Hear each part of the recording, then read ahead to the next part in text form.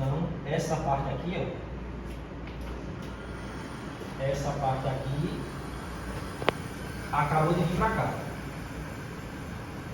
E a melgueira, você vai baixar de novo aqui em cima. E os discos maduros já estão aqui. Pronto, acabou a divisão. O módulo praticamente só é isso. Porque quando você passa um módulo completo de uma caixa para outra lixeirinha, que é aquela base principal, que é essa aqui, ó. Certo? Concorda comigo que aqui dentro desse módulo já tem disco, já tem alimento que nós colocamos aqui do lado, já tem abelha adulta aqui também. Então, quando você passou esse módulo para cá, basta que você tenha uma tampa, claro, para fechar aqui em cima, e essa melgueira permanece na matriz. Você vai baixar. Bom, divisão por módulo é basicamente isso. Por isso que é muito rápido. Divisão por módulo, muito rápido. Digamos, por exemplo, que esse módulo aqui fosse o módulo maduro, certo? E esse aqui fosse o módulo verde. Você só ia inverter. No lugar de você colocar esse módulo aqui, esse módulo ia permanecer aqui e você ia passar esse para cá. E esses dois iam baixar. Vocês conseguiram entender? Estão pegando o macete, como é que é? Esses módulos, eles são colados? Não são soltos. Não tem como explicar aí, não. É por isso que quando a gente trabalha com esses módulos, a gente sempre passa fita na caixa, não, fita branca. Mas a gente não gruda ele não. Certo? E a própria abelha, se você deixar um lixando muito tempo numa caixa dessa, se você levantar, não solta. Elas tipo colam por dentro, elas propolizam por dentro. Quando você vai soltar, é que você tem que encaixar uma faca e puxar. Elas têm colado sozinhas por dentro. Entendeu? Elas fazem uma cola um próximo de fora. Então, divisão por disco é basicamente isso. Certo? Aí o que é que acontece também? A questão, onde vai ficar a caixa matriz e onde vai ficar a caixa divisão? Certo? Oi?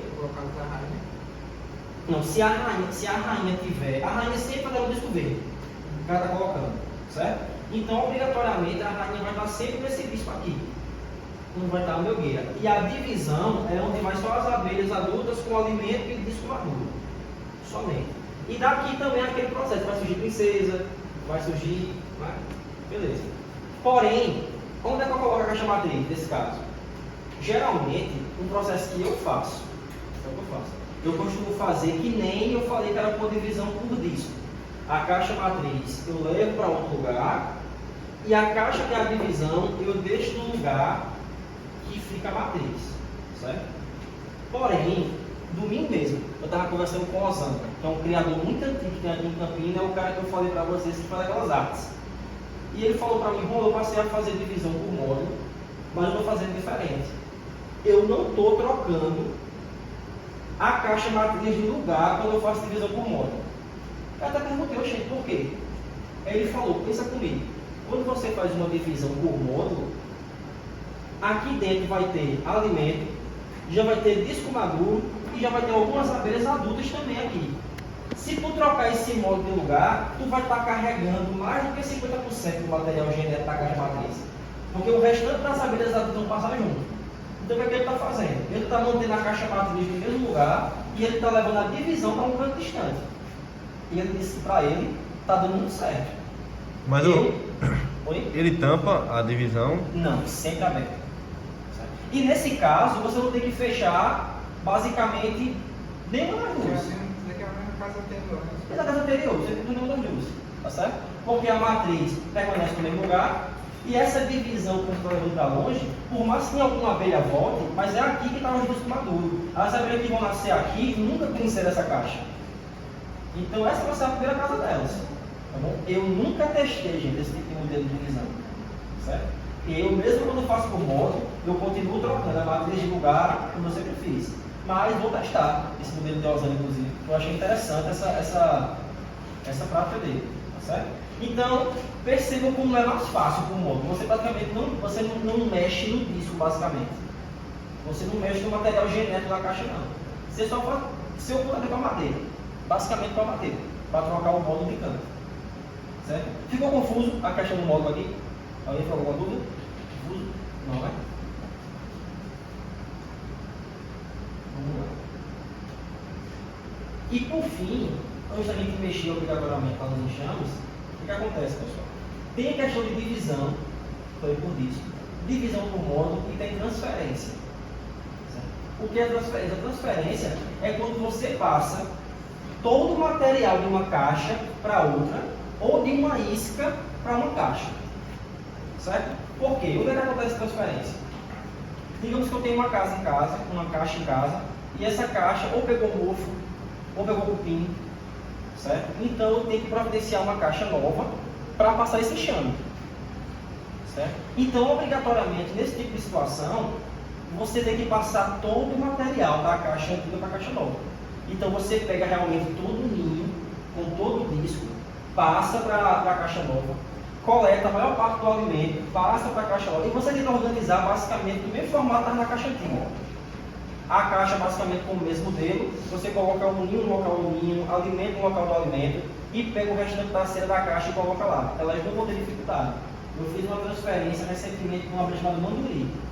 A caixa não estava lá tão boa, então eu montei uma caixa nova, abri a caixa antiga, peguei o ninho completo com cuidado, descolei e coloquei na caixa matriz, na caixa nova. Certo? Peguei o pote de alimento e coloquei lá também. Aqui tem um vídeo de uma transferência para vocês verem como é que funciona. Para vocês. Certo? E o outro modo de transferência é quando você está com uma isca e dessa isca você vai passar para uma caixa matriz, uma caixa nova. E o que é uma isca? Que a gente vai até poder fazer. Gente, o que mais acontecia antigamente, e até hoje acontece, é o pessoal predar a abelha na natureza. O cara vai, vê uma abelha numa zona de mata, a árvore saudável, e o pessoal lá passar o serrote para cima, passar o machado e retirar a abelha. Degradar realmente a natureza para tirar uma abelha. E às vezes o camarada é tão tosco que mata a abelha e ainda mata o enxame. Que não sabe lidar com o enxame. A gente não pode tirar de forma alguma a abelha da zona natural. Não pode. A não ser por isca, certo? E você pode tirar de uma zona degradada se for um resgate. O que é um resgate? Foi o que um colega ali comentou antes de começar a aula. Não. Tem uma abelha que eu vi que está num tronco morto. Um tronco que está apodrecendo lá.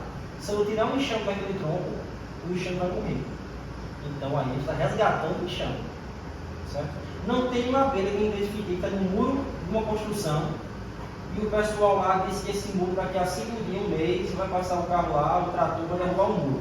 Se tu não tirar a abelha dali, do muro, vai ser destruída. Então você vai resgatar a abelha do muro. Isso caracteriza um resgate. Agora você tirar de um canto saudável e tem uma caixa tipo baúzinho, certo? Vamos lá. Deixa eu... Olha só, pessoal. A rainha está aqui em cima. Quem quiser ver ela aqui, ó, compridinha. Olha só, diferente das outras. Certo? Vocês percebem que a cor desse disco daqui é diferente da cor desse disco de cá? Vocês diriam que qual desses aí são o disco maduro e o disco verde? Fica maduro, tá escuro, tá verde pra cá. Esse aqui seria qual no caso? Maduro. Maduro, isso aí. É um disco com uma cor mais envelhecida.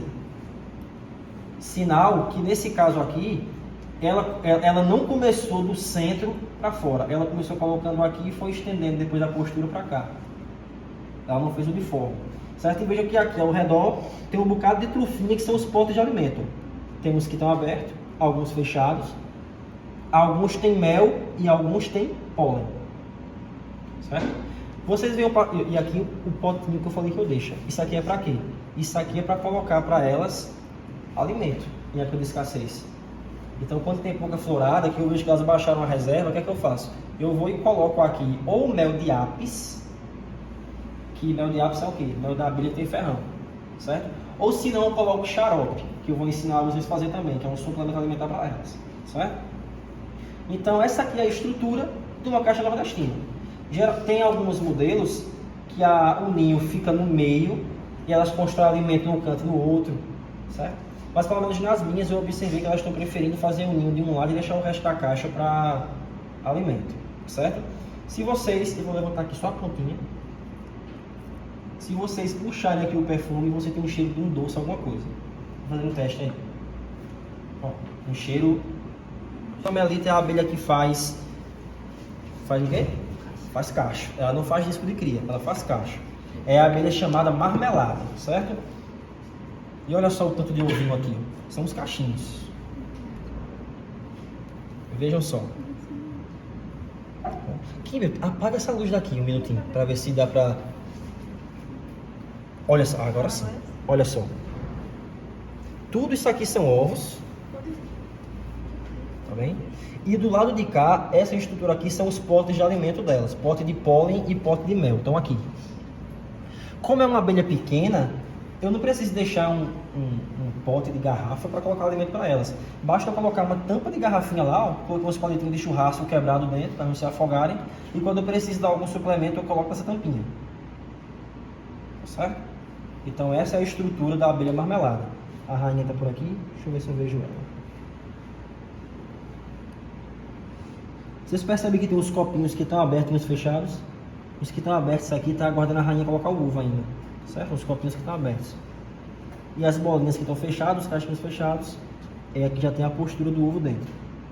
A rainha aqui se escondeu. Não vai estar por aqui. Certo?